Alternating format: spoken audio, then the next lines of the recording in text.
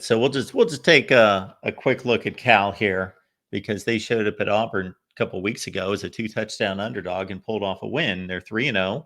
The other two teams were obviously Sisters of the Poor. San Diego State sometimes good, but not this year. So I'm not going to oversell Cal, but they did beat a decent Auburn team, and I know Auburn's not great, but they're talented.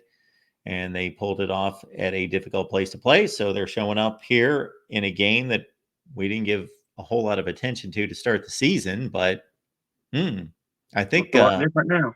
Florida State's what? Only a 2 or 3 point favorite? I haven't even looked. Okay. I think it's 2.5. I think you're right. The fact that we're any kind of favorite, Vegas is just like, they got to get it together at some point. Like, we haven't shown anything on tape that says we could beat Cal. Now, what I will say, I will go positive with this. The defense, loved what I saw. I'll name the starting defense I want to see. I want to see KJ Sampson and Conrad Hussey at safety. I want to see. I'm fine with 8 and 23. They can stay at corner. Hopefully, they get fired up and playing a little bit better.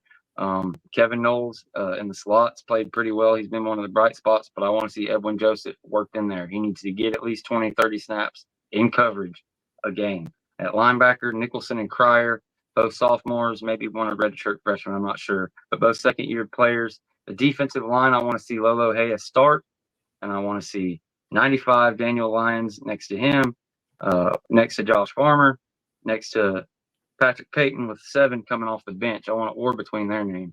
I'm not sure if Lolo Haya, what the reason is they haven't given him the start, if he's banged up, if it's because of NIL, whatever the case may be. But I had hope. This defense, that unit I just called out, they can fire off the ball and they can put forward something that is really like, okay, this we can live with. This is something we can win games with and move forward with that. The offensive side of the ball, again, that's where all the question marks remain. It's all about DJU, Brock drama. I've been saying it all along. DJU's going to start. I don't know if we see Brock in this game. I think everybody as fans kind of drew the line at week 2. And then last week was like, that's it. We want to see Brock. It doesn't make any sense. But I think Mike Norvell, as the coach, is a week behind everybody else. I think this is his penultimate week. I think he wanted to see DJU at least get a shot with his offensive coordinator there on the field with the offensive line coach, helping things there with protection and things of that nature. But I'm here to tell you, if it looks the same after the first half, if he doesn't put Brock Glenn in at halftime, or at very least talk about starting him and giving him an opportunity this week, you start doing irreparable damage to your tenure as a college football coach. They're not going to fire him this year, probably not even next year. I'm not saying he's on the hot seat, but folks are going to start making plans for 26 or 27. They're going to, and if you don't pull out some magical year, you're going to end up being a lame duck like Billy Napier. So I don't want to see long-term damage. I don't know if, people are talking about, is it the NIL money? Is he just too loyal to upperclassmen and things of that nature? I don't know what exactly it is, but we need to see the youngins, free them youngins, whatever the case may be, what they call it. Malik Benson's been playing better at wide receiver. Keep getting him in the ball. Kentron Portier, another older guy, keep getting him the ball, and let's see the young guys. Let's see William McCoy. Let's see Landon Thomas. Let's see Elijah Moore. Get him the ball. Micah Hyde-Danzy is a guy that we've been hearing about from day one when he got here, but he's been doing good at his job and making explosive plays in practice. Well, the past couple of weeks, apparently he's been the hottest thing on the field, according to a lot of people. So why isn't he getting the ball? We got to get him the ball. It started the first of the year not seeing Juice Cryer get a single snap on defense. How did you not know your best linebacker he's your best linebacker and he didn't get a snap?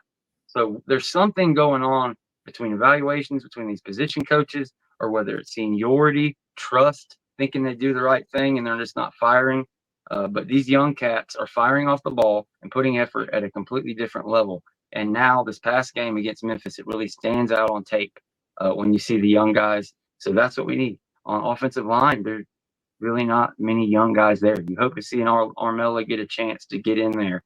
You hope that Early can play better. You hope you can get one of your starting tackles back because Robert Scott's hurt and he's out there having to play. There's a lot of different things.